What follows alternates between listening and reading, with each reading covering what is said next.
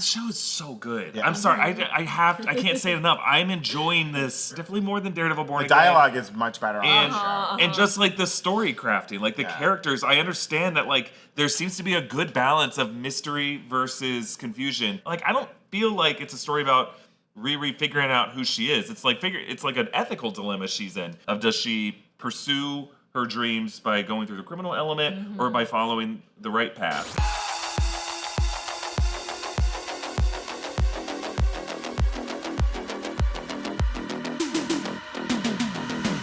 Welcome back to the break room. Hey, we've all got daddy issues, but I don't know if the best way to solve them is running around with the coolest bunch of criminals in the world. That can be good. It's the Ironheart Aftershow. Hit that graphic.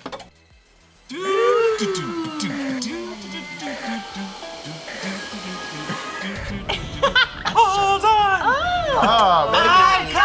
Ironheart, we got a cool new graphic. I'm Brandon Berg, and joining me today, he's powered by solar energy, wind energy, and plus a metric ton of Chipotle. It's Erik Voss. Mephisto is almost confirmed. Almost. We're so close. We're so close. I can feel it. So many clues. Also joining us today, she was the preeminent member of MIT's improv team, taken for granted.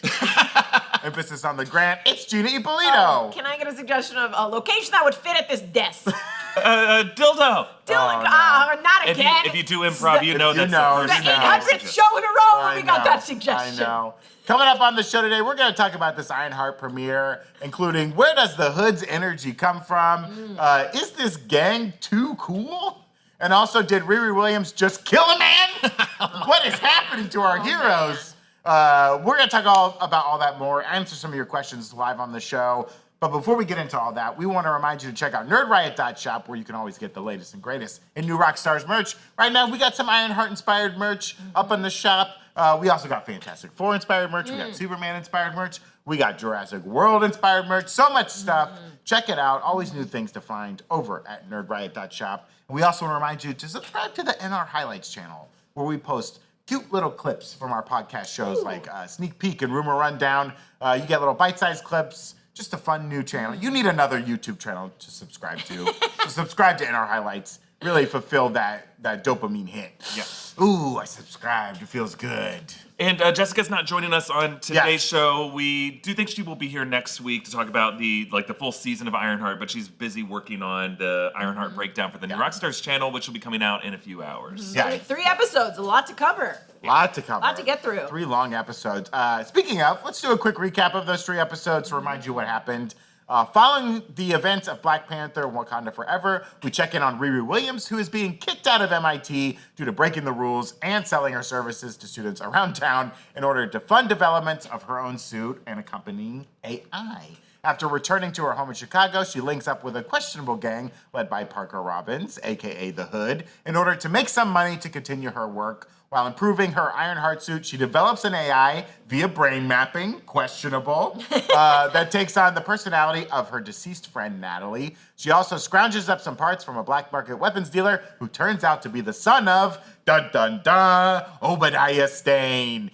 He's got his bag of ashes in the cabinet. In the final episode of this drop, she winds up leaving a member of the gang to die during a heist gone wrong as she tries to figure out the source of the Hood's powers. First impressions, what do we think of this 3-episode drop? I'm liking it so far. Yeah, me too. Are we to believe that, so those are actually Obi's ashes there. That's Obadiah Stane's ashes. That's what we're Technically, told. He made a cameo in this episode. So is that just what happened after the arc reactor fried him? It just turned him into ash? And so someone had to sweep that I up? think there was a body. I mean, I like the cover story that he died in a plane accident. I guess that was never really... Yeah. Was that in Iron Man 2? I don't remember that at all. No, they didn't really That's kind of a little retcon. I mean, there was kind of like the implication of like a media cover-up by S.H.I.E.L.D. that Yeah, happened in the final minutes of Iron Man. He's made out to be some sort of like hero to the tech industry and stuff. So clearly no one said like, hey, this is a really bad guy. Everyone's like, oh, look at this. This is what's going to happen when Elon dies. I think that was They're going to whitewash history and be like, look at this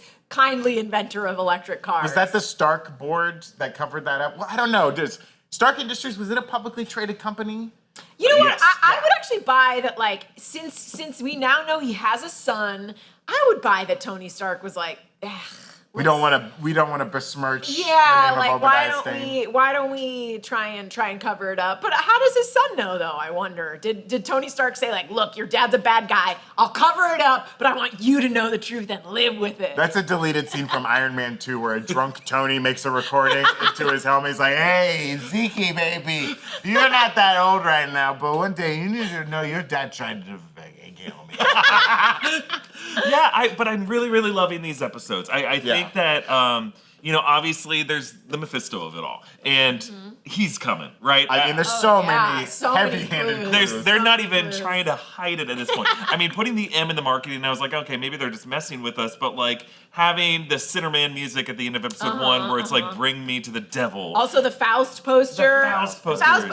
Even by the time you got to the Faust poster, which is like Riri is standing in front of a wall and there's like 80 of them behind her that just say Faust, Faust, Faust, Faust. And they're like, I wonder how did he get his hood? Yeah. And I would buy the Dormammu angle, but like we've seen Dormammu in the MC before. He's taken a different form. And in theory, Dormammu's like keeping his hands off Earth because he doesn't want to mess with it. And you might be like, oh, but that was 10 years ago, but it's like to Dormammu, that's a blip, right? I have seen some tweets that are like, this isn't Mephisto, it's Dormammu. Y'all are fooling yourselves. It's not Dormammu. Yeah. And it was it Deadline that had reported or the Hollywood Reporter in 2022. Yeah. They heavily implied that Sacha Baron Cohen was cast as Mephisto for this series. Yeah. It was never really denied by Disney. Yeah. It's still, if you do the Google search, he's still listed as the, I mean, which is like, these days with like AI being insane and everything like that, who knows if that's real, but like at some point it was out there that he was going to be Mephisto. Yeah. And Deadline kind of reporting that's not like, Daniel RPK or Cosmic Circus, where those are more like rumory stuff. Yeah. They felt confident enough to say that. Yeah, those are actual publications. Yeah, they have like good sources when they cite sources. It's a pretty good source. And when it turns out to be wrong, they like post an update with a retraction that says like, oh, earlier reports about this were incorrect. Yeah. I'm just excited for it to be done.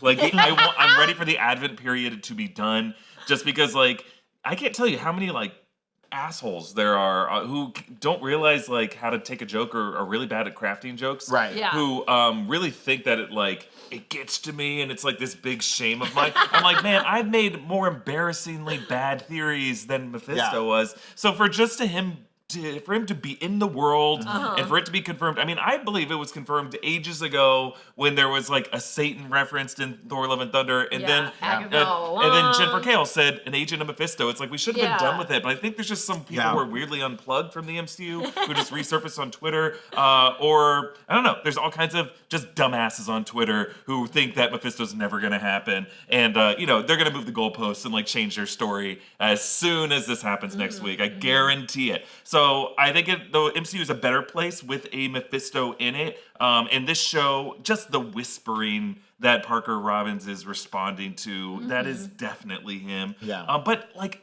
beyond that, this is still just a really good show about like just a Chicago engineer who's trying to build something iconic, who's a little obsessive, fell in with this interesting crew of criminals. How connected this is with the legacy of Iron Man, I think is really interesting because like Iron Man is even kind of a Promethean figure who's gone a little too far, and then where episode 3 leaves her, and all the AI of it. Like it's crazy to me to think that this show was being written in 2021 and shot in 2022, and ChatGPT was already on a lot of people's radar, but even more so in the 3 years since. And this idea that they were taking these kind of Black Mirror themes and bringing her dead friend, Natalie, to life through AI and using that as a grief mechanism. Like, I just think it has never been more thematically relevant than in 2025. Yeah. And I just think it's really cool. Let's talk about Natalie while you bring that up. I find it really interesting, the idea that this AI was kind of created from like brain mapping. I think we have a shot at it. Yeah. Unintentional brain mapping. And like immediately this reminded me, right, of like Jarvis and Ultron, that idea of like, oh, is it safe to create this kind of AI that, is so human in a way that it could turn against us, right? Like, right. In theory, and this one is like an AI created with grief in a weird way. Yeah, like, this AI is aware of its its mortality. This is like the second or third episode of Black Mirror of the whole series had, Agent Carter in there. What's her name? And Donald Gleason and as her husband, and he dies. Haley Atwell. And then like she's sort of sent this like sentient robot that's fed his social media, and the whole thing is like at first it sort of soothes her, but eventually she locks it away in the attic because she realizes this is so weird, and then she has to live with this crazy AI robot in the attic. So it is like an interesting, okay, this might help you deal with your grief in the short term, but in the long term, is this the healthiest thing? I don't know. Well, and I love the kind of, I don't know if this is Frankenstein-esque, like it's created on accident in a way, right? Like she falls asleep while it's kind of mapping from her brain. And she didn't intend to create Natalie. She was just trying to use, I think, a human mind to make the AI creation go a lot faster, which again reminds me of Tony Stark making Ultron because, the Mind Stone seemed like a thinking brain. It seems like a human mind. He was like, oh, this is perfect. This fills in all the gaps that I couldn't program. So she kind of creates it on accident. She creates this manifestation of her dead friend. What really hit me was like the mom talks to Natalie for a long time and then goes to Riri and it's like, can you make me a Gary? Her dead stepfather, her ex-husband, her widow. You don't call a dead husband an ex-husband. I don't know. Her husband who was killed. And like Riri's like, no. I was like, that's heavy. And this comes the same week when like there was something on Twitter about like people, taking images of their... Yes, I saw that, of their dead parents and putting them in AI to make moving images. They don't have any moving images. And like someone compared that to like the Mirror of Erised from, Harry Potter, where it's like you could get lost in AI. And like there have been people who have been like, developing relationships with AI. Dudes, you could say dudes. Chicks don't want an AI boyfriend. There's at least one woman who's done it out there. But yeah, this idea that we could get lost talking to or grieving with or falling in love with a fake entity. And is it fake if you have those feelings towards it? I don't know. It's really, really complicated to even think about. Because it's like, what makes us grow as people, having these like traumatic losses and that trauma, that scar tissue is who we are moving forward? Or is it better to like kind of fake it and help ourselves grieve that way? Like, do we need that kind of trauma to make us like more whole, more learned, wise adults who can help our kids get through these like traumatic, awful things? Or do we just like force ourselves to live through trauma because that's just what human beings are meant to do? People would rather create an enhanced AI than go to therapy. Well, speaking of, I will get a lot of these facts wrong, but there was a psychologist who developed an early computer program. It was going to be like a computer psychologist. Yes. And all the program did was... tell people to kill themselves? Yes. No, you would ask it a question and it would kind of repeat it back to you. You would say something to it and it would repeat it back to you in the form of a question.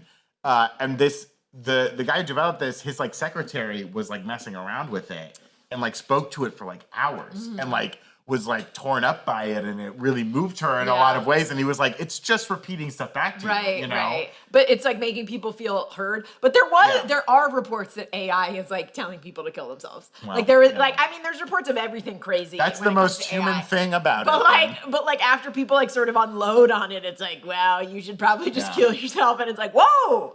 This is. You guys need to look at this. You need to do more studying before you unleash this on a helpless population. I don't remember exactly the Natalie AI in the comics as much, but I think she more intentionally created Natalie in the comics. It's an interesting device here to be almost like an accident. Yeah, because maybe they thought that she would be too, like that move would be too unlikable. Like if she purposely did it. I will say though, like Natalie emerging as the early favorite for people's favorite character on Very this fun. show. So fun on this show. She's so fun. She's so good. Every comment I saw was like, oh my God, put this chick in everything now as Natalie. Yeah. It's interesting. She says she wanted to do what Shuri had made with griot. Right, yeah. You know, and that is just so interesting. She's trying to live up to the Wakandan technology. Yeah. Right, and Tony Stark has had his own versions of Right. different, with Friday and things like that. And we're going to see those in some kind of live-action human form in Vision Quest. Yeah. Edith, Friday, Ultron, Right. Jarvis. And I just love that the MCU on TV is moving in this direction of like, let's see what it looks like when these like AI voices that have been with us since the beginning of the MCU have some kind of, whether it's projected through barf or some other means, have some kind of like physical form, and like, is this creepy or is this part of the brave new world that we live in? Are these some kind of like ghosts that are from Tony's past? Oh yeah, you know, like unkillable ghosts. I love that. Like Natalie tries to swipe all the time and has no physicality, but constantly tries. Right, Yeah, like she wants a real thing, and eventually, like she takes over the suit, so she has like a physical form. Yeah, and also like other people can see her, which is interesting. She doesn't just exist in the helmet. Like the security guard is like, ew, what's wrong with that girl? Hey, where's that girl? She's shimmering glitching out. Yeah. Well, and even like the mom, right? And like I love that like Riri's mom almost has like a coven, like coming off of Agatha all along. Oh, like, the sage. She was yeah. burning sage. They were burning sage, and the one woman, the actress who's also on Abbott Elementary, she plays the librarian. You know, she was saying like, "Oh yeah, come by my magic shop or whatever." Yeah, and I was like, "We know that there's going to be more magic in this show. Yeah. That's teased in." So you think they're some going of to the help her trailers. out? They're you definitely. think she's going to encounter Mephisto, and then the aunties are going to like help her out? Yeah. Well, and there's a big character.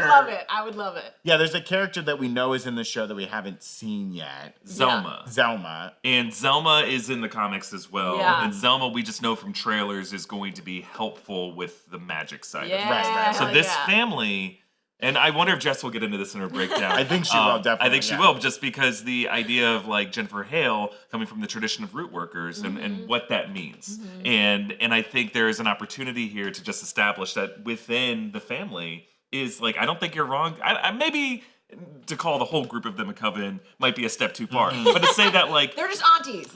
Yes. But I mean, like Agatha established, like I think women kind of naturally come together in these covens. That is true. That's true. In a certain radius, you know what I mean? Yeah, kind of thematically with the friendship and what they do for each other and the support network that they have. It's just a beautiful thing to see. And I just really love exploring this world and to see like just like they don't call it out. She's just walking around her and talking about her aura and making a joke about it. And then getting to meet her daughter, it sounds like, in future episodes could be very fun. And so I had a lot of questions going into the show, like how are they really going to merge tech with magic? And so far they've done it in just such a really nice organic way. And I'm just really digging the show. I'm excited to see where it goes. Even if Mephisto wasn't in it, I'm really enjoying it. Silhouetted Animator over on YouTube sent in a couple super chats kind of talking about like the timeline, like when this show takes place.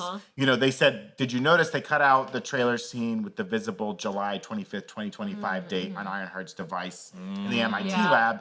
Now, we did have John, the cousin of Parker, kind of saying like, this is the hottest day in October. So we think this is like October 2025. Yeah. Which is pretty close to our real time. Yeah. Also, they do that a lot. We see dates in media a lot, either in trailers or like in still. And then Daredevil like Born Again later had some on, issues with the dates. and then like later on, once they really like sit down and think about it, or once it gets delayed, or once they realize what the release date is, like usually those dates are placeholders, to be honest, until the show actually happens. Yeah. They did that with Hawkeye. Is that what you were just saying? Yeah. Well, we were saying Daredevil Born Again. Like, they had on the placards, right? It said like a date was when they were actually filming that show. Right, it takes place much later. But I know there was like a press photo in Hawkeye where it's like Kate and Clint and the dog, and it says New Year, Happy New Year's 2025, and then they covered it with a box when we saw the episode. And I think they do that a lot. I don't know if it's meant to take place in 2025. I think it's meant to take place whatever in the present day is. Well, Silhouetted Animator also pointed out like the Disney Plus MCU viewing order currently places it after Thor: Love and Thunder, but before Werewolf by Night. Okay. So that is kind of like the October 2025. I know. I mean, this show. Why? Is that going to matter? The show was supposed to come out a couple of years ago, and I think it would have made more sense. This show doesn't end with Man-Thing sitting sadly outside Riri's. If there is not a direct plot reason by this time next week, I'm going to be so mad. Like, why do you keep doing this, Mom? Guys, those are interns that make those playlists. I guess they had, at this point, the plot, I guess, would be like, why would she hanging around MIT for so long. That's what I think it is. Like Wakanda Forever. If They it have to were kinda- 3 years, she would have graduated out of it. Maybe they put a stinger on the end of this series that will kind of jump ahead to current time in the MCU. She gets knocked unconscious for 3 years. I'm just gonna take a quick nap. Because like right now, it's kind of happening around Miss Marvel time, right? That was 2025. It was spring 20. That was like March, spring 2025. Yeah, so we're around there. So I don't know. It doesn't really matter, but that's the problem they've run into by delaying the show at least for so long. Let's talk about, so we have the character Parker. I realized they never say his last name in these first 3 episodes. Oh, I didn't notice that. No, I went through the transcripts and I couldn't find any mention of Parker Robbins. Is he in the credits as Parker Robbins? Let's look at IMDb. They say, IMDb says Parker Robbins. Yeah, okay. So yeah, but they haven't said his last name yet. Yeah. Hasn't been spoken aloud. But he has this mystical hood. It gives him his powers. It's hot. We've heard. Clown put it on and it was a little warm. There's kind of like we don't know where it came from. I heard he beat a guy for it or like took it off a guy, you know, that kind of thing.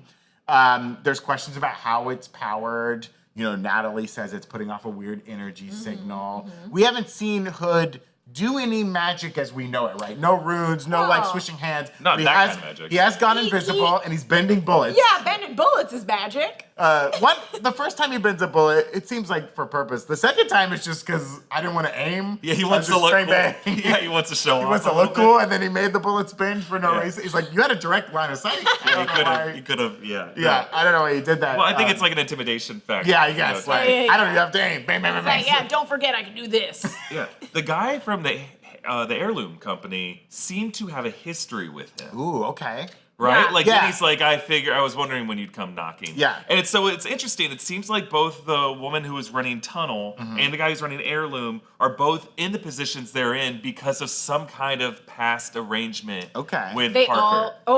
Maybe I was thinking they all made deals with Mephisto. That could be it. It could be they got to where they are. And then Mephisto was like, hey, I need you to contact these people for me. Yeah, Parker kind of has this mysterious, like, you know, he says to John, like, I'm doing it for him, or that's not the deal I made with him. Kind of thing. Now, I was talking to Jessica. Guys, it is so fucking happening. I know. We are so here. This is so exciting. I was talking to Jessica about this, and she noticed something that goes by real quick I believe it's episode 2. Brian, I have an image of the like billboard or whatever. So this is Artworks. I've been seeing this. This company got brought up, and they say on the news like Artworks, like Tunnel and Heirloom were funded in partnership by Artworks. Okay. And if you see at the very bottom, the quote is making Chicago the world leader in sustainable technology. Arthur Robbins. So is that his dad? This guy is the, and later we see on the news that this is the CEO of Artworks. You know, and in the credits of episode 3, it says Artworks CEO credits. They haven't said his name yet, but it was on this side. Okay. So he is going to be someone. And this show is all about daddy issues. Yeah. So hear me out. Maybe Parker Robbins is a son, an illegitimate son, an unclaimed son of Arthur Robbins. Arthur Robbins, maybe Parker went to him once, looking for something.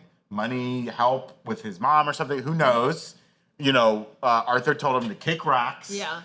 And maybe, you know, Parker was sick or something like that, and like, or in a deal gone bad, he gets injured and he makes a deal with Mephisto to get this revenge. And so he's going after these companies that maybe his father is like funding or has partnerships with because he wants to take down his dad from the inside or like wants to show that he's worthy of his dad's empire, something like that. Yeah, I mean, there could be some sort of, if he's asking for all this money from these companies, maybe he's also asking for a percentage of them so that then he'll have a percentage of all the He doesn't want to destroy these companies, he just wants to get money from them. And maybe he'll have enough money to buy his dad's company and you know, like it'll be a whole that type of thing where he's like, I just want to buy my dad's company. Yeah, that's an interesting angle too. I was thinking it was just like the Tony Soprano thing. Like the most valuable thing you can get from a company is not its liquid assets. It's for the company to keep operating as a shell so you can get your full-time salary and benefits. Yeah. What do they call it? No-shows? Like we want 6 no-shows and they negotiate how many no-show contracts or like a they percentage of or like shares of the company that make it so that you're the controlling interest or something. Yeah. That's definitely the corporate angle too. If he wants to do a sudden hostile takeover of his dad's, because I love this kind of look at the Chicago in the MCU, which we haven't really seen much of. I can't even remember if we've seen Chicago before, like for any extended amount of time. But they have like you know, they gotta say, oh, there was some freight tunnels underground that they've turned into this very intricate, you know, tunneling system that really remind me of the first Black Panther movie with those kind of like magnetic trains. Yeah. Like these are running on that magnetic system, and I wonder if there was like sharing of Wakandan technology. Well, at this point, we know that Wakanda has sort of They've opened up, their tech. You have that. You have this like brightly colored, cool greenhouse in the lake. Yeah. Right. You know, like I kind of love like how techy Chicago is getting, and so much so like we've seen so much New York in the MCU, and the only thing that's really changed is like Stark Tower. And the Statue of Liberty changed color. They made it bronze. Yeah. Like you don't see the cool there's no hover trains. There's no like cool technology going on. And nothing against people who have to commute in Chicago. I have extended family who live in the area. I get your pain, but I'm just saying, you know, it would be more useful in the Baltimore, D.C. area, in Atlanta, in Los Angeles. It's just like Chicago already has a very functioning train system. Yeah. You don't need underground tunnels. I quickly want to shout out our buddy Dave. Fit Dad CEO is in the chat. Oh, hey, buddy. Fit Dad CEO. We'll get you on this show before too long. Thank you for your super chat too. Wow, dude, thanks, man. He says, is it weird to anyone else that Parker keeps making all of these people sign contracts? Oh, I love that. Like similar to the deal with the devil Mephisto. So thinking I similarly. do love that. And I do think it's kind of like Ursula the Sea Witch, right? Signing a contract is kind of a Faustian deal, right? There's a historic connection to the devil there. I love that the heirloom guy kind of was like, you want me to sign a piece of paper? Who cares? But it's like, no, this is very important. Right. Well, also, like, my thinking was the sort of pawns in his crew don't know that he's doing this, right? Like, they just think he's sort of blackmailing them and saying like, oh, if you want me to turn your trains on, give me this much money. They don't know that he's signing these contracts. That's a good he's point. getting because in that one scene where they're all like playing with the money, they're talking about what they're going to do with their money. Yeah. They clearly don't have shares or controlling interests or whatever, you know, or they don't know that they're on the payroll permanently, blah, blah, blah. So it is interesting that he's doing all of this for a long-term future or for some short-term plan, like to take over his dad's company. It's definitely not just give me money for him. Yeah, he just has like a stack of cash somewhere and he just pays out. Yeah, he already had a good amount of money to pay out some people. Yeah. They also, did he's say, living on borrowed time, clearly, which is like, which is sort of like Ghost Rider, another crony of Mephisto, if you will. Yeah. Like, since their souls technically belong to hell, their physical bodies are kind of like showing that wear and tear. This show is so good. Yeah. I'm sorry, I can't say it enough. I'm enjoying this definitely more than Daredevil Born the Again. dialogue is much better on the show. And just like the story crafting, like the characters, I understand that like there seems to be a good balance of mystery versus confusion. And there's so many other shows, even Agatha, a show that I loved so much, even Loki, a show that I love so much. So much of it is just like we're setting a vibe. We're doing a character. The story is a character figuring out who they are, and like the MCU has just done that too many times. Here, like I don't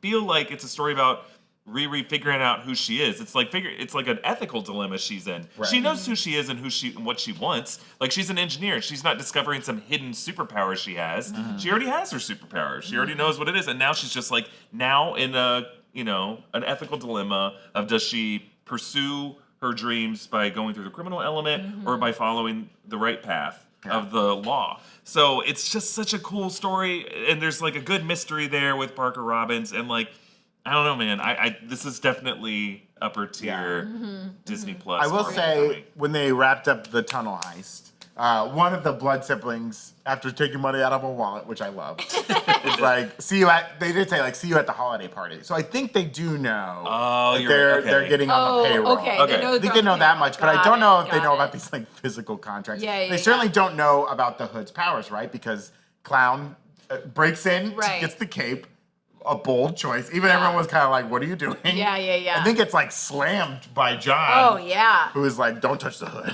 Whatever you do, don't touch the hood.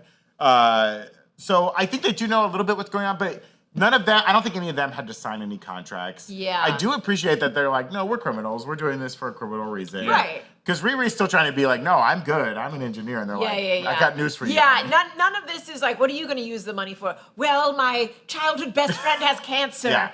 and the medical insurance wouldn't cover it. No, they're like, I'm gonna open a restaurant. I wanna do more crimes. Like, I like that none of them have altruistic. None of them's like, oh, I'm gonna go fix up the neighborhood where I grew up. It's just like, I want a restaurant. Well, I think they just feel so betrayed by all the establishment. Yeah. You know, like they just view any kind of like legal authorities as being tied in with these big billionaire CEO startups. They point out like the tunnel system is like displacing people or Yeah. ruining people's Yeah, homes yeah, and yeah. stuff like that.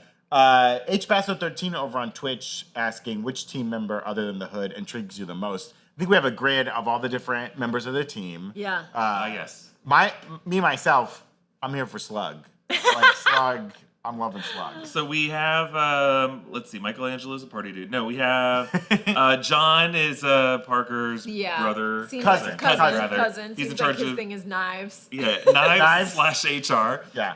And then Clown is the explosives pyrotechnic specialist. Slug is our hacker. And then Roz and Jerry are like the muscle. And Yeah. it's simple enough, and I like this crew. There's I also like a like good energy with them. no powers, right? Yeah. As far as we know. They Other than didn't Parker. pull like a Flag Smashers where we're all super just super strong. And I also like that the fighters, they look like fighters. Yeah, You know what I yeah, mean? yeah, They're yeah. tough. Yeah, well, Roz was on Glow, which I rewatched. Oh, recently. okay. Okay. Such a crushing cancellation of a show. And she was sort of like a dancer. Also, weirdly, she looks exactly the same age. Like, it took me a little while to be like, is that the chick from Glow? Why does she look younger here? But yeah, she's awesome. I'm glad that they do have some muscle in the show. To me, the most useful, other than Riri, most useful is Clown, because she's obviously insanely smart. Yeah. And I like the fact that Clown could go work for pretty much anyone, like testing security systems or whatever, or you know, obviously like working with a defense contractor and being like, I'm gonna make weapons. But instead, Clown's like, I'm just gonna do crimes. Yeah. I would like to do crimes, please. Maybe I'm jumping around here, but what do you guys think is going on with like Zeke? Oh, let's Zeke, talk about how Zeke, he's definitely all about like swapping out body parts, coming up with like, you know, prosthetic and artificial organs, kidneys, skin, but like he just has already done that to his arm. Yeah, also, like, weirdly, there was, like, no blood. Like, there wasn't, like, he clearly used knew an what he was anesthetic. doing. was very, like, that wouldn't stop Terminator, him from, right? like, bleeding, though. Yeah, I was when he right? showed it. I did a physical. Oh, jeez. Yeah. Okay, let's talk about Ezekiel. Okay, so he's living in the suburbs of Chicago. He's changed his name. He's under a different name. Yeah, 'Cause he's putting up with a Karen. his dad. You know, it's interesting because it's like the world doesn't see his dad as a bad dude. Right, But right. he knows who his dad is. He wasn't wanting to do that. Do you buy his story that like he didn't touch?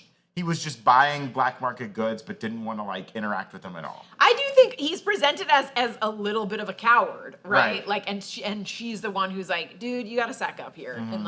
and then at the end when he's like cutting the flowers, it looks like it's the first time he's done anything bad in his life. Yeah. I also like Obadiah Stane.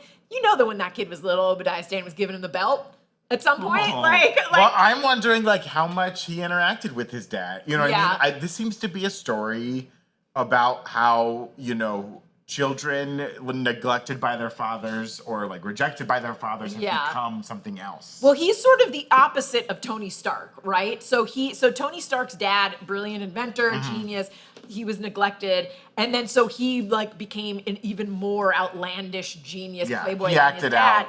It seems like Zeke went the opposite way, where he's like almost a hermit. Like he Right. doesn't, he's sort of terrified of everyday interactions, even when he's like clearly in the right, which to me is like it's a fascinating foil to Tony Stark. And now he's obviously going to get arrested in the next episode, like because they're going to find that mesh. Yeah. And the fact that she so clearly promised him, like it Yeah, won't come back on you. I was like, this can't trace back to me. It's Oh, coming back on you. Yeah, Like yeah. they're gonna find him and you know like realize what he's up to. So I don't know, like, is he gonna turn into a little bit of a villain, or is she gonna have to like make things right with him, and he's gonna ultimately help her? I saw someone on Twitter saying that these two have the best chemistry out of, and I don't think they were talking like romantic chemistry. I think they were just talking in scenes. Their banter was so good, and I agree. So I hope he doesn't die. Yeah, I've seen some chatter in the chat, and thank you to everyone who's like being respectful in the chat. And I know some of you are trying to express, you know, your distaste with this show, but just you have to do a bit more than you might normally do with your friends to be, you know, to kind of watch what you're saying, just because there are a lot of people who are like bracing for impact with like the negative things people are saying about this show. So just like, I really appreciate you taking the extra step to This just is why they don't let me in the chat, because I would be chewing all you motherfuckers out. Oh boy. But some of the theories I'm seeing are that Zeke might be Mephisto. That's not what's happening here. No. Because we've seen private moments with Zeke where he's having this conflict with his neighbor, and you wouldn't have that arc for him if he were Mephisto. Right. Also, they're not gonna like take one well-known actor and then be like, surprise, it's Sacha Baron Cohen instead. Like they just wouldn't do that. They would just start out with him being Sacha Baron Cohen, and then he would like transform into Mephisto. They just wouldn't do that. But isn't there an interesting contrast here of like having a piece of tech try to imitate humanity, and now we're having a human try to imitate technology? And I wonder if we might see like, will we hear the term life model decoy in this show? Because I think it'd be really fun if we can introduce the idea that some people can live on. And is he going to try to like resurrect his dad as a life model decoy of his dad? I know that in the comics, Zeke Stain's kind of thing is like, my dad, made a suit around him, but like Zeke wanted to like integrate with technology more and have the technology be inside of him. Yeah, which we've seen a little bit. He's already put it into his own arm like one day, and he's like, "Ooh, I got to get on this." And that might, to me, that feels a little rushed, right? But like they're just trying to get through it with the show. And again, like this feels like a comic book. I love like the title sequence is always just like kind of integrated into the show.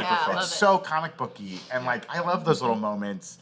It kind of is weird. Like this is the first series in a while on Disney Plus that has like no crazy title sequence and no crazy credit sequence full of like little things. Like it's very simple. That's true. They usually give us like Easter eggs in the in Loki. It was like, let me get my huge glasses and see this post, like what's going on in the credits. But I do think that Ezekiel Stane will end the show in a villainous capacity. I don't know if he can be saved. I don't know. Yeah, he's like pretty, like the way he was like trying to blackmail her. Right. He doesn't seem to be. I think he's morally gray right now. Yeah. Maybe he'll end up being the one. Like maybe it will close with him making a deal with Mephisto. Like maybe it'll. And I think Oh, okay. Yeah. Like like once everyone else is sort of dealt with and away, maybe he's been helping Riri, and then at the end he's like, all right, I'll take that deal, sir. Yeah. He'll feel like Riri has betrayed him at some point, and he's got to do something. Or maybe he steps in, like, whatever the actions of the show are, it leaves, like, a tech vacuum in Chicago that he steps in to fill, That's right? True. If this Arthur Robbins character of Artworks, who seems to be funding a lot of these other, startups, if he's eliminated, then, this guy could show up and is like, hello, I'm the son of Obadiah Stane. You all love him, right? He's got a great...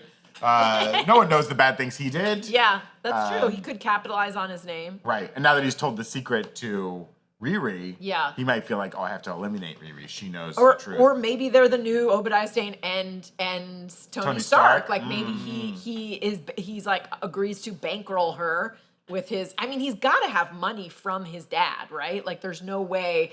He's been acquiring extremely expensive things on the black market. Yeah. So he could, where's this money coming from? He could potentially like step into that role and then also be evil, and it would be a full-on Obadiah Stane, Tony Stark relationship just with these two. The next gen. Yeah. Because he said his job was a tech ethicist. Yeah.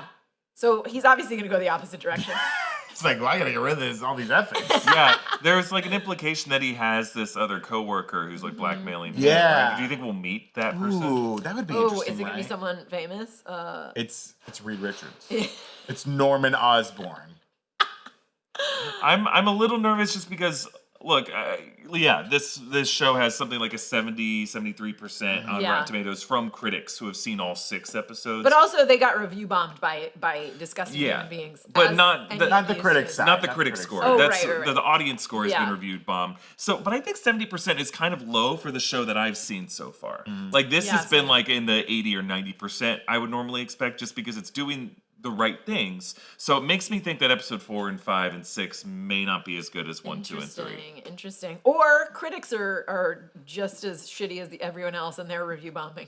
They're not above the law. There is clumping that happens among critics who get early access to stuff. I just know that. Everyone wants to be on the right side of history, and you can't avoid that. Like for the score you give, especially when it comes to the MCU now, you don't want to look like you're overly praising Marvel, and you're starting to see more critics who are like, I am going to be the first one to say something really shitty about a Marvel release, so that I can, get all the aggregation and I can get the engagement on my posts.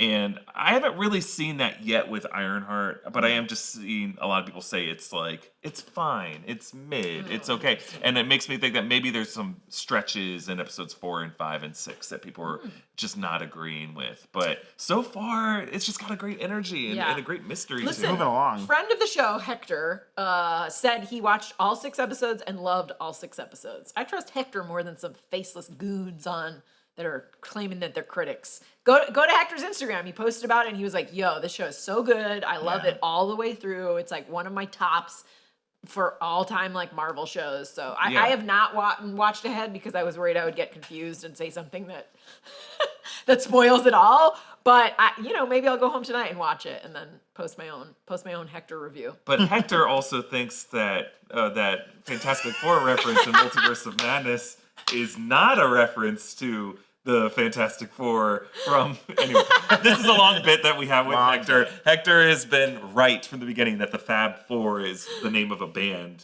and that's what they were referencing. Didn't you guys chart in the 60s? It was not a reference to Doctor Strange knowing of a Fantastic Four in his universe. Yeah. But I just love to give Hector a bit of crap. Because he is right, but he's so insistent. We love you, Hector. We'll see you soon. Fit Dad CEO did send in another super chat saying, I hate to say it, but Zeke is building up to be another one of those loose end and post-credit scenes that never get the payoff from. I don't know. Hope not. Hope not. I mean, Ryan Coogler has said, like, he's kind of hinted at, like, how Riri Williams could be tied into, like, Dr. Doom, with the mixing of, like, science or technology and magic, something like Dr. Doom's all about.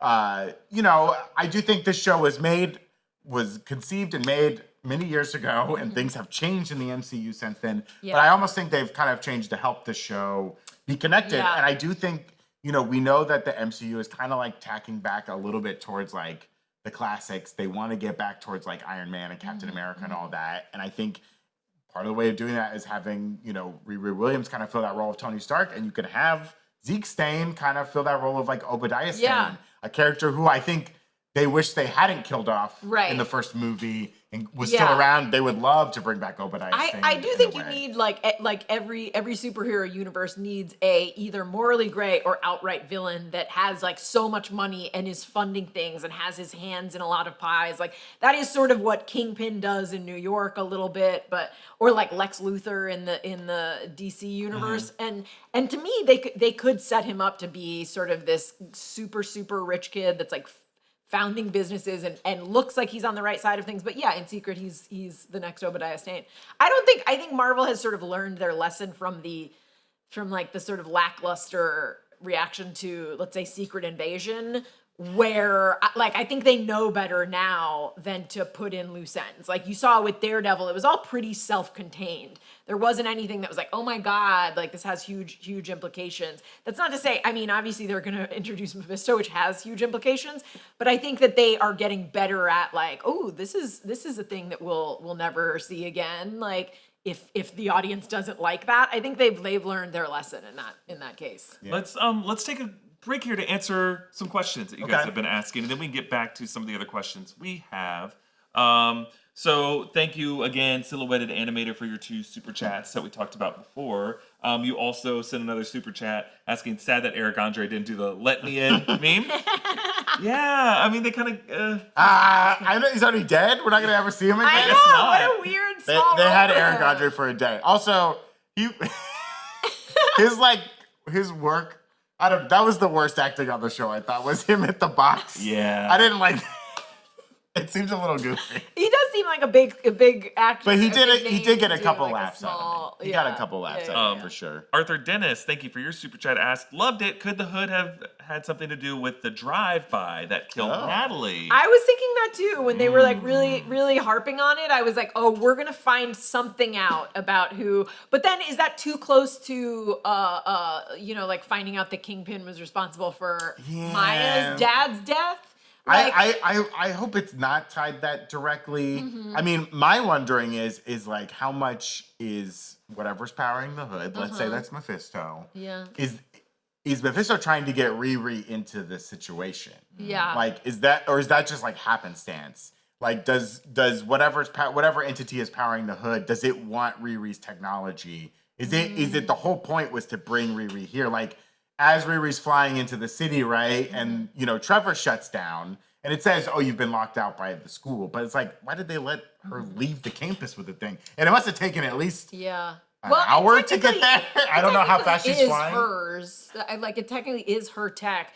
I Right, mean, but the school's able to lock her out. I just thought the timing was very interesting. And I was like, oh, okay, this is interesting. Like, what series of events are leading Riri to the hood and whatever entity is powering? Well, there is like, you know, this whole idea of what's your heart's desire, and if it is if all these like billionaires that are making this tech have made some sort of deal with Mephisto, I do think it's interesting to have a character who's sort of riddled with grief over loss, because the idea is that then they're easy to corrupt if you offer them something. If you offer them what their heart's desire. Same with her mom. Her mom very clearly desperately wants Gary. So I like that there's a play on this, like everybody wants something desperately. And now if, you know, his cousin is dead, which, like, you know, there's the rule, if they don't die on screen, we have no idea. Did see No Heartbeat. Right. I mean, that was cold as ice. Riri being like, "Yeah, I'll go fly around." Yeah. Beep beep, he's dead. Yeah. I mean, he seems like he's dead. But whether or not he comes back in demon form, I guess, is like wait to be seen. Well, and you also there's the case of like Natalie. Natalie wants to be real. Yeah. And like, what deal could like Natalie make? Could you have an AI make a deal with Mephisto? Is there an AI version of Mephisto? Oh. He has his own Jarvis. Is the AI Mephisto Ultron? Oh, okay. We get an Ultron cameo in this show to set up. Did James Spader show up in corporeal form? I hear you want to be real. I don't know what real is, but real is you. Real is me. Real is us. Wow, what a That's not a good Spader. That's not a good Spader. I think that's... It's just cadence. That's all it is. That's a Shames Spader. Shame Spader is... That's a good drag name, Shame Spader. That's true. Let's see. Do we have any buddy on Twitch who's asked some questions that we can answer here? Well, HBasso13 did point out, like, could they move Stain and Riri into Armor Wars?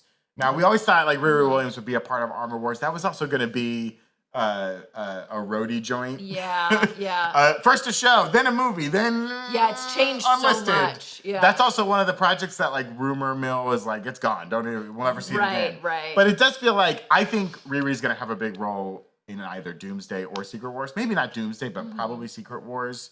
You know, Riri Williams was a character they used a lot in the 3rd season of What If, and again that's like when that also takes a couple years to make, and that was around the same time Ironheart was supposed to be coming out. So it's like I think that's why there was so much of that character. But I do think they see a future with Dominique Thorne as Riri Williams as this kind of like Tony Stark-esque figure. So I do think if Armor Wars still gets made, Riri and I think Zeke will be a big role along with Justin Hammer. Got to bring Justin Hammer back. I think that would be a smart thing to do. Savian Blanc also asking, how are you all feeling about the parallels with Tony's story, the desire to protect, the PTSD, the flashbacks? Like, Riri has a lot of that. I love, you know, and she hasn't said it outright, but the idea that she says it kind of quickly, like, first responders could get there so much faster if they had these suits. Like, she wants to make an Iron Legion of her own, kind of for people, because the idea being that Gary and Natalie died because the paramedics couldn't get there fast enough after they'd been shot. I think that's like an important thing. Like, she doesn't care that she's committing crimes, facilitating the death of people. The ends justify the means. Yeah. It's like, well, you know, too bad that guard had to get shot by the Hood. Too bad that the creator of Heirloom had to get choked out by the Hood. I just need some money to make a good AI and a good suit. Right. So it's like, do the ends justify the means? I do like that kind of analogy with Tony Stark. Like, so driven by getting to the end, you don't think about what it costs. Well, I love that the idea that, like, Tony Stark was obviously a genius, as was his dad, but it was their money that allowed that genius to flourish. It was their inherent wealth and privilege. And if you have that same genius but not that same privilege, how do you go about changing the world with your genius? And I guess the answer is crimes. Yeah, crimes. I mean, geniuses are committing crimes all the time. That's true. Like, they're just committing white collar crimes. Yeah, they don't get street level crimes. You know, they're breaking all the laws. Garrett Bridges, thank you for your super chat saying he's trying to love you guys now. Who do you think is a figure whose shadow we see? My mind keeps maneuvering towards a certain M name, but what are your thoughts? I mean, we've said it. It's Mephisto. Yeah, we have a shot, that final kind of sequence at the end of the third episode. Oh, well, that's Riri. That shadow is Riri, but there is another. Oh, what was the other shadow? Don't we see another shadow? I didn't see another. Okay. Well, that shadow was created by whatever force. Right. That's not actually Riri there. Right. Whatever force here, makes the cousin show up again, like, very Hamlet, seeing the ghost of the king walking around the castle, right? Hamlet sees the ghost of his father, who tells him, like, your stepdad killed me. Spoiler alert for Hamlet. But I do think the whispers are very clearly Mephisto. Yeah, and I think, but why do we think Mephisto or whoever is showing Parker this information? I think he's seen a potential successor to his recruit. Hey, if you can defeat this person, you have proven whoever yourself wins this fight, worthy of my attention. Yeah. But if she beats you, I'm gonna go after her because she is now someone who could rise up to be one of my best advocates. Like, this whole sequence made me think that Mephisto pulled Riri back to Chicago in an interesting way. Oh, like he showed up in Jim Rash's mirror and said, "Expel this student, Jim Rash." Expel her. Mephisto is known also to be like a shapeshifter. I was talking to Jess about this, and I think she's going to put it in her breakdown as well. Like, that weird guy, the person proselytizing in the first episode being like, the end is near. Thanos was just the beginning. There's no Tony Stark to save you. Could that be Mephisto spreading that message? Could the little kid with the wagon be Mephisto? In One More Day, right? Yeah. Mephisto shows up to Peter Parker in the As form a of a little little girl girl who is his and MJ's future child that they never could have. Could one of the people who bought something from Riri at MIT have been Mephisto to get her in trouble? Like, all of that leading to, like, pulling Riri back to Chicago. They'll reveal Chicago is a hellmouth. Oh my God! And all the evil in the world comes from Chicago. Mephisto's the one responsible for deep dish pizza.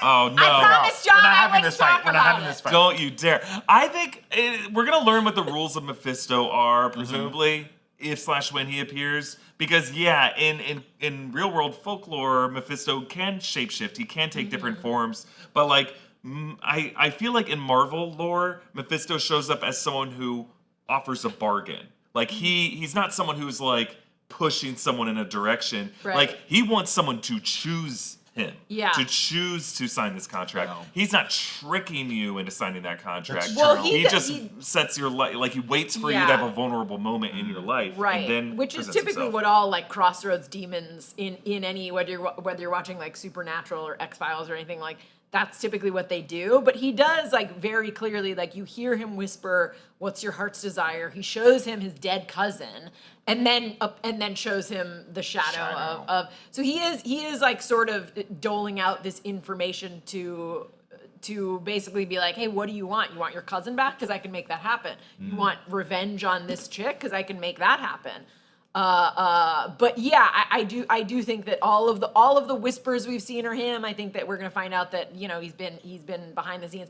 I don't think he's a little kid with the wagon. I love that kid. I wonder if, like, maybe I'm just, like, grounded in my Man in Black Lost philosophy here, but, like, I think the idea and a lot of, like, folklore is that, like, the world is just a difficult, chaotic place full of challenges and hardships, and, like, in Lucifer's constant fight with God, he wants to say, like, look, when human beings are at their worst, they're gonna choose me because that human nature is corrupt. And God wants to say, no, human nature is always aspiring toward good. So when they're at their darkest moments, when given the option, they will choose the light. So that's kind of like, they're not, I think it would be tipping the scales too much to say, like, all the hardship in the world came from Mephisto. I think the world is just a cruel place. And then for it to be a fair fight between God and Satan, like, it needs to be an even scale. And then when human beings choose evil, he can be like, aha, see? It was a fair choice, and they chose me. Speaking of scales, wasn't it a clown that described Parker Robbins as having, like, scales or whatever? And then we saw, like, Parker Robbins' back when he's getting a tattoo, and these, these kind of like veins. They were actually like spreading. Yeah. What do you think is going on here between like the tattoos and this? I think spreading, this is his soul burning. Is he getting the tattoos to cover him up? Yeah. Because at some point, he's like, I don't want chicks to see well, this. at some point, I can't bring a lady back to my house. Yeah. At some point, I can't wear the hood while I'm. He's like, I watched The Last of Us and got a good idea. No, I think this is his soul burning. Okay. I think the longer you have this deal with Mephisto, the longer that he uses this power, this hood, that maybe he stole from Mephisto.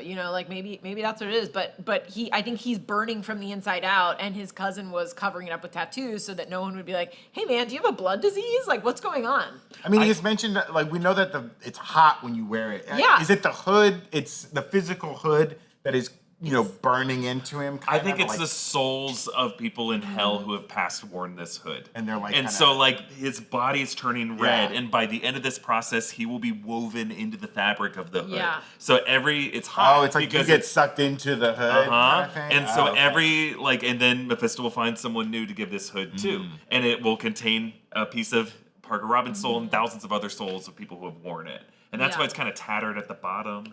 Yeah. Who do you think? Because people keep cutting it off. Yeah, Riri carved off a piece of it, and do you think that's just like let's see, Henry VIII's soul? Oh, Henry VIII got the cape. Hell yeah, dude. Yeah, maybe. I mean, I need whoever is controlling the cape to reference it at some point. Like, hey, I know you cut off a piece. I could feel that. Yeah. Just live it lighter. I was expecting it to scream the second she cut it off. No. I mean, when she had it in her hand and John's like, what? I was like, come on. Would you really notice it that fast? Like, I mean, I think he's so attuned to it at this point because he's seen his cousin wearing it. But yeah, I was just like, girl, stuff that in your bra. Yeah, what do we have? Like, why are you holding it? Stuff it down your pants or something. Put it in a pocket. Do something with it. Get it out of there. Ethan Hunt level of holding your breath. I mean, come on. That was some impressive breath holding. Yeah, that really was. Yeah. I always do that in movies when they have to hold their breath. Oh, me too. I hold my breath. Me too. And I'm just sitting at my computer. I'm like, oh yeah, for 30 seconds. No, my favorite one of that Princess Bride when he dives down into the quicksand. I was like, she had to swim down, scoot her little thing down, slice it, open up the grate. I was like, also, I'd be dead. we're just watching it on our couches. We're not dead. Like she's like exerting herself and holding it. You ever try to like, you're just in the ocean, you try to swim down and touch the bottom that's like 5 feet down and you can't even like hold your breath long enough? It's hilarious. Angel Genorio, thank you for your super chat. Says Anthony Ramos is doing a great job being both good and bad with the character of Parker Robbins / the Hood. Agreed. Anthony Ramos, can I just say, he is so good in everything he does. I think he's great. He's the best part of like Transformers. He's great in Twisters. Do a serious movie, my guy, because like you could get an Oscar. Like I think he's just taking these paychecks, and I don't blame him. Like do it, but like he is so great and everything. He's very believable. I think the actor who plays his cousin is also really good. Yeah, like, everyone's doing a great job. The dialogue is just very real on this show, which I appreciate. Yeah, like I think the scenes, I kind of clash a little bit with like this, how the scenes kind of move along. I feel like we jump around a little bit too much, but every scene itself I think is great. And like I like the dialogue. I like what they're saying to each other. And I think Anthony Ramos is like very charming and like very good. And he does a great job. Yeah. I'm going to keep going through these super chats, and let's try to quickly answer. I'll assign them to one. I'll assign them to myself, and 10-second answers to these. Lady Boner, thank you for your super chat. Says, wait, you can have all these Mephisto theories, but we can't? He's definitely Zeke. Lady Boner, you are welcome to have Mephisto theories, but I will turn that on you. Wait, you're allowed to make fun of me for my incorrect theories, but I'm not allowed to make fun of you for your incorrect theories? I respectfully disagree. I just do not think it is Zeke, but you're welcome to theorize. Let's see. We have another one from... We already answered this one. Silhouetted Animator. I love the MIT cartoon pencil mascot Trevor. I need a plushie of him. Thank you. Fit Dad CEO says, sorry, one last annoying super chat. They've said the phrase because I could in every episode. Is this more of a story of just because you can? Should you? Your thoughts. Gina, what do you think? Oh yeah, that's a great question. Yes, I do think it's because there is so many ethical concerns around AI that the idea that, oh, just because you can do something doesn't mean that you should, and it doesn't necessarily mean that it's going to turn out well for society if you do. I think that's a great point. And that was Tony Stark's problem too, right? Yeah. Like, he created Ultron because he could. Right. All right, Silhouetted Animator also says Mephisto appeared in the Ghost Rider film universe played by Peter Fonda and then Kieran Hines. He got sent back to hell at the end of the second film. That is correct. That did happen. Yeah. And if, like, you know, Ghost Rider was referenced in some form in Deadpool and Wolverine, I don't think he was, but if he did or ever is, then yeah, technically Mephisto's canon that way. But we already have a Mephisto in the MCU. Nathaniel McElrath, thank you for your super chat. Says, I think Natalie is Mephisto. We see the suit behind her. Okay, in an evil way, and I think the AI she created is him. This is my first It was chat. like creeping up behind her. I mean, that was creepy. It was super creepy. I love that theory. Oh. The idea that like all of AI in the universe could have been Mephisto's creation Yeah. is super fun. I love that. That would be dark if they made Natalie Mephisto. I know, that would I be like the know. saddest, Yeah. darkest thing. Yeah. I don't know.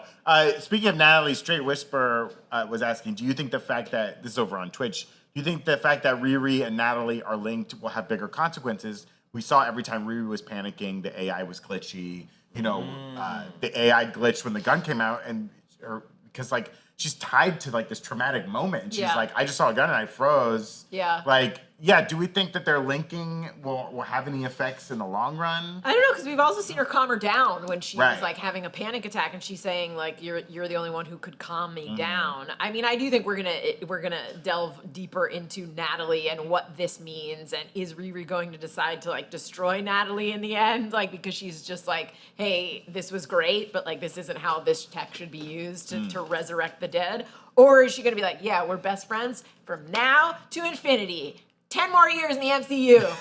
Have to wait and see. Perfect. Lady Boner, thank you for your additional super chat. Despite me being defensive over your Mephisto Zeke theory, I'm not sure what you're referring to here, but it says that's the poison Tony had from the reactor thing. Oh, I think you're talking about the staining on Parker's Yes, back. I do It's think similar it's to the the soul staining version of the yeah, because his soul is basically being poisoned. Yeah. Yeah. I don't know if that means the Hood is tech, not magic. I think he still is magic, Oh. but I think it is meant to show the same kind of corruptive Yeah. influence. Right. Because Tony's, was that palladium? It was poisoning him? basically It had that kind of like yeah. techie Yes. grid formation to Yeah, it. it had 90-degree angles. Yeah, it was like very tech focused. This does feel a little more organic. I hope it's not like, oh, it was like a Scooby Doo thing where it's like there's no real magic. It was tech all along. I don't Like, think it's that. I think this vision has he shown has a us- diseased soul, and this is how it's showing up. his soul is because sick. of a Do we demon. think, R.I.P. John? Do you think he knew that about the Mephisto of it all? I think he didn't. I think he didn't get the full story, but I think his cousin was like, "Hey, man, like, don't ask too many Don't ask too questions many about questions. this. Yeah. Just do what I want." I got mystical powers. Don't yeah, ask. I think he sort of knows more than any of the other ones, but I don't think he knows the full story. Yeah, I think I don't think anyone knows about it. Yeah. Yeah. Yeah. I mean, he might tell him like, "Hey, the Hood is kind of like poisoning me," but I don't think he's like, because I made a deal with a demon and that demon now owns my soul, and once I'm fully poisoned, then I'll go to hell. Yeah, so like what is the MCU going to say about this? Like once they say the demon Mephisto has claimed my soul, are they saying there is a hellish afterlife where poor Anthony Ramos is chained up against some stalagmite being Yeah. torched for eternity, I mean, screaming? this is the biggest question of the MCU that has established souls. We saw in Shang-Chi that a soul Yeah. sucker can pull a physical or a glowing soul out of your body. Souls are real. We know that afterlives are real. We saw. You know that demons are real. Yeah, depending Maybe on what this you is believe. why it's before Werewolf by Night. Yeah, Maybe you- like he gets dragged down to hell, and then like Yeah. man thing crawls out of the pit. And he's like, blah, blah, blah, blah. Yeah. I mean, in the comics, like Mephisto has both been Satan essentially, but also has been just a demon who plays off of our fears of like a Christian Satan, and he rules a dimension known as hell. Yeah. But it's not the Christian hell. I don't know. I don't know what they're establishing here. You know, it's gonna leave a lot of questions up in the air. We know that death exists, and death will usher you into the next plane, whether that's up or down or sideways. So maybe it'll be revealed that Mephisto just like oversees evil and doesn't really get your soul. I don't know. He must get souls because he's getting people signing these contracts.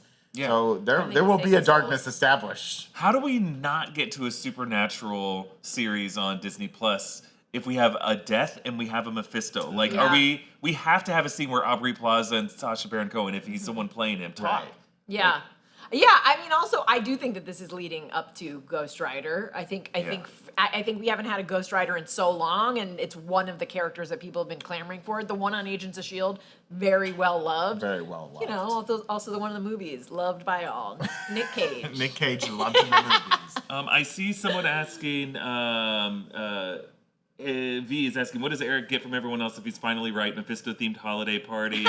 Tiptoe Cloud saying, we have a party when he shows up. Yeah, what do you guys think we should do? A Mephisto casserole. Everyone brings in a Mephisto-themed food to give to you. Like, how should we celebrate if this happens? Yeah, this is like an interesting moment, an apex, if you will. Like, when you were theorizing about Mephisto in the WandaVision days, it came out later that, like, between Jack Schaefer and Matt Shackman, they weren't even thinking about that at all. But it kind of became a thing in the zeitgeist, and like now it's coming to fruition. Who knows? Kevin Feige 20 years ago might have had Mephisto written on a board somewhere of things he wants to do in the MCU. But I don't know. This feels like a little bit of both the creators and the audience together bringing this character into fruition, making it happen. So I think it's an important moment. Yeah. You know what I mean? Hot sauce in the butt? Hot sauce in the butt for sure. Okay. I think that's your Finally. punishment for making this happen. You ruined Finally, someone's getting Sasha hot sauce and in the butt. Isla's marriage, so you get hot sauce in the butt. All of this. Isla Fisher was like, I swear to God, Sasha, if you... This is my accent for Isla. I swear to God, Sasha, if you play Mephisto, this marriage is over. That's Here pretty we are. good. And Here he we goes, are. my wife. My wife. No more. Well, we got 3 more episodes of this show coming next week. The I'm final stoked. 3 I'm episodes. stoked. We know we're gonna see some magic. It was in trailers, and we didn't get any of it in these first 3. And we're gonna find out, I'm sure, who's behind these mysterious whispers that Parker Robbins has been hearing. Yeah. What are you most excited for? I mean, what do you hope to see in these final 3 episodes? I mean, I might go home right now and watch the other 3 just because I can't wait. Gina's got screeners. We have not seen the final 3 episodes. Yeah, so we haven't- I don't know we haven't watched what to them. expect. I've kept myself clean. I mean, I want to see any hint of Ghost Rider. I'm a Okay. big Ghost Rider head. I want to see something. I think that, like, if we were ever going to get a reference to him, there might be a reference in this show to Ghost Rider. Okay. I want to get a verbal reference to the debate between deep dish pizza and tavern style pizza. So everyone says Chicago pizza is synonymous with deep dish, and that's not true. If you're from Chicago, like my wife is and all of her family, Please, my wife. the really good Chicago pizza, as much as I love deep dish, it's tavern style. It's what you can get at a lot of bars, and it's just like a flat, almost kind of crispy, delicious pizza. I mean, deep dish is wonderful, but you do have to eat it with a knife and fork. Yeah, it's it's a not lot. convenient, and You it gotta takes wait an longer. hour and a half. Also, Yeah. you're full after like 3 bites. Yeah. You're just like, oh god, you got the deep Never dish reheats sweats. well. Never No, it reheats does well. not reheat well. So Unfortunately. I saw behind the scenes promo where like the production designer, the set decorator talked about you gotta have like the flat, round style as well. I'm like, I want to hear someone on the show talk about the difference between deep dish because we need to be educated. I know Gina has her thoughts about what great pizza is, and I love all kinds of pizza as long as there's not arugula on it. I hate arugula on pizza. It's terrible. I've never had a good arugula pizza. Wow. What I hope to see, I know they filmed this show in 2022, but I do hope that at the end there's either a stinger or something that kind of brings us to the current moment a little bit. And kind of shows confidence in these characters and that we want to move forward with them. Listen, Buffy, I know they want to keep Ironheart around, but I would like to see more of this show stick around. Buffy taught us that in hell dimensions time moves differently. So you could be in a hell dimension for 2 days on Earth and it's like 100 years there. So maybe Riri Williams goes to talk to Mephisto down there and she comes back up and it's 3 years later. Yeah. Is there any possibility that, since the ideation of this show and where we are now, they try and tie in Doom in any way? I think it's too much to ask, right? I think it's a little too much to ask. I do. I also think, again, talking about earlier how they learned their lesson, I don't know if they would tie it into such a massive thing. Like, the reason I said Ghost Rider was because, like, no one really has any Ghost Rider expectations right now. Right. So they could do a little intro or an Easter egg that if it never really pays off for a while, people won't constantly be harping on. But if they say something about Doom, people will be seizing on that and that alone for the next 3 months. Can we play a little game here at the end of this? Yeah. And say who in these first 3 episodes was iconic and who was the basic glitch? Oh, I like this. Yes. That's a great idea. All these after shows, we have our winner and our loser for these episodes. Yeah. So who in these 3 episodes you think is iconic and who's a basic glitch? A basic glitch for me was Eric Andre. Yeah. That's fair. Rampage. I mean, he really did not. He really wasn't doing anything good, and then he died. And I was like, yeah. wow, that was a weird role for Eric Andre. So Agreed. he was a basic glitch for me. Okay. Iconic. I'm gonna go with AI Natalie. I just think she's the most fun out of everyone. The only one who's actually having fun on the show. Everyone else is like, oh, I'm so sad and moody, and AI Natalie is like, hell yeah, we're going out tonight. I like it. Yeah. Or when she was in the suit, she was like, let me punch this dude. Yeah. I like that a lot. Eric? Let's see. Iconic. I'd have to just go with Riri. I really am enjoying her on the show. Yeah. She's great. And the basic glitch has got to be Zeke's neighbor. I forgot about her. She won't even go across the Oh. street and get doggy bags to pick it up. During the scene, I was thinking about all the terrible revenge I would take Yeah. on her. I would gather that crap up for months. Oh, yeah. And I thought he was going to take a shit on her. I thought he was just going to bring a cup of coffee and like drop drop her. it. I did think he was gonna pick it up and put it back up, but Yeah. I would gather up like 20 pounds of shit and Okay. then smear it on her Yeah. door. Oh my God. And then smear it on her thing. Yeah. And Don't then, shit on Gina's lunch. Listen, I'm great at revenge. Going guys. back, we're rewatching the first or the second episode, when she's holding her dog, the dog has like the flower on its collar, which I thought was like a nice little touch that he cuts those flowers off later. My iconic would be Parker Robbins The Hood. Anthony Ramos, killing it. Love it. Great stuff. My basic glitch. Oh, basic glitch. Jim Rash, how could you? How could you kick Riri out of school? You don't stand up for your students. I understand your arm got hurt, but whatever. Stand up for your students. This is the smartest girl in the world. Yeah. You don't want to keep her in your class? Get out of here. What a loser. What a loser. I did have a moment where I was like, Russo brothers did this? I know. How did Jim Rash get in here? How did he get in here without the Russo brothers? He was, he's in Civil War, which is Russo. Yeah, that's true. That's true. Yeah, it's true. Okay, well, before we head out of here today, I got to make a quick little announcement. You're going to see less of me around here for a couple of weeks, a few weeks, maybe a few months. I'm going to take a little bit of a sabbatical. I'm going to be away for a little bit, going to do some traveling, going to spend some time with some family, but I will be back. That's a promise and a threat. So, yeah, if you don't see me around for a little bit, don't get worried. I haven't been beat up. I haven't been killed. I haven't been put in a hell dimension. But I'll be back in a little bit. Get him out of here. Get him What's happening? I'm melting! Well, Gina, and Zach, and yes. So Brandon, we wanted you to be able to tell people because they're gonna be asking where you are because you're such a big part of Breakroom. So it's gonna be hard getting through these next these couple months without you, just because we're gonna have so much to talk about. Yeah. But you will be in our underground room. Yeah, I've recorded some episodes. I'm going to record maybe a couple more episodes today. Check out the In Our Underground on Supercast if you're feeling spicy. Brandon made a deal with Mephisto to take a 2-month vacation Yeah, around I the pretty world. much had to. It was the only way I could do it. I have committed to growing out my hair and my mustache. Oh yeah. And when you grow a beard, Zach, I believe it's a rock beard like the Thing has. Yes? That's right. Yeah. I'm Is actually that, going. Is that I'm- what's going on in that news? Yeah, he's got a rock beard. He's got a rock I'm going to Turkey to get this finished. I can only get this part done on the first trip. It's a transplant. This is all I could do in one weekend, and they're going to do the rest. It's going to take a couple months.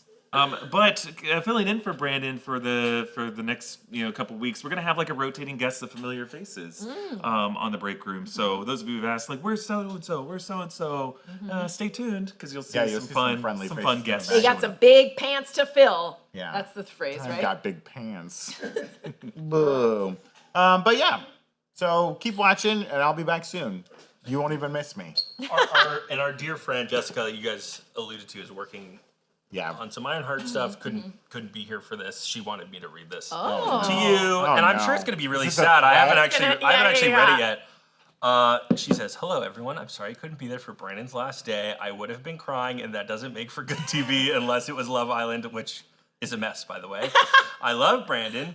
He's the best supervisor I've ever had and has cared about me more than many people in my personal life. Our relationship was instantly strong." Does she name names? No, yeah, Okay. they're here, but I omitted it. Because unfortunately, it's just my name 3 times. Our relationship was instantly strong because he reminds me so much of my brother, even in the way that he yells at me. Having Brandon in my life felt like having a piece of my family here in California, and now that will be taken away from me. Upside down Adorable. smiley face. Oh my gosh, Brandon, come back sooner. Well, I guess I have to now. Yeah. She says, "I tried to convince him to stay, but he didn't think $200 and the Hogwarts Lego set were worth the bribe. Alas, hopefully we can work together to keep his positive vibe alive on the break room while he's away. Peace and love, and I love you, Brandor." My goodbye note to Brandon, read it on BR. That was probably a part that I wasn't supposed to read. Okay.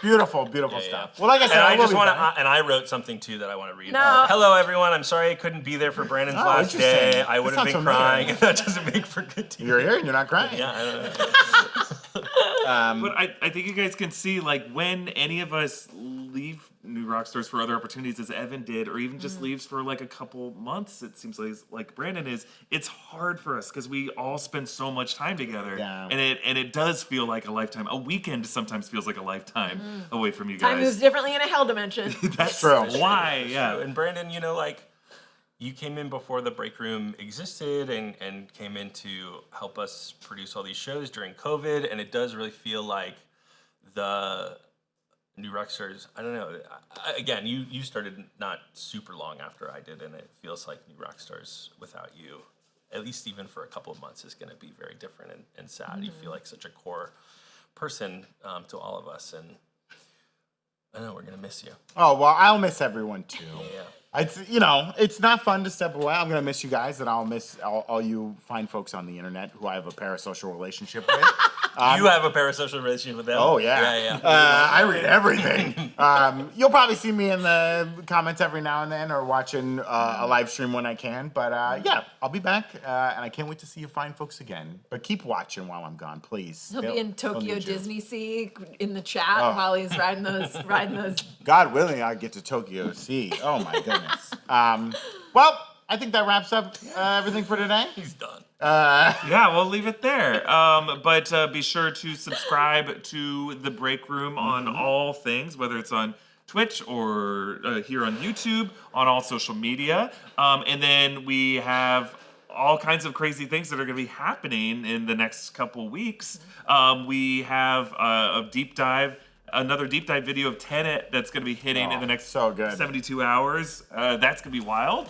And then we'll have, we have In Our Underground, which is a new audio subscription service where if you do miss Brandon, you will be able to still hear his voice there in the next several weeks. So We created you out of AI. Perfect. I agree. we have an episode about that, actually. Yeah. That's going to be coming this Sunday. Or Monday? Monday. As it's already out. It might be out. You can find that. We got a lot weird. going on. We got a lot So going it's on. weird. You can find that Supercast link in the description below. Check out nerdriot.shop. Subscribe to all the channels of the New Rockstars Network. You can follow at BreakroomNR on Instagram, Twitter, Threads, Blue Sky, X. Wherever you find us, follow us. We'll catch you next time. Follow Brandon at Grin and Barrick. Yeah, I haven't posted anything to X in a long time. But now Put you're the pressure on. taking lavish vacations, so Yeah, you maybe. have to post. Maybe. Maybe I'll start a Blue Sky. Wow. What would that be like? I don't know. Okay, we gotta go. Bye. Bye, everybody.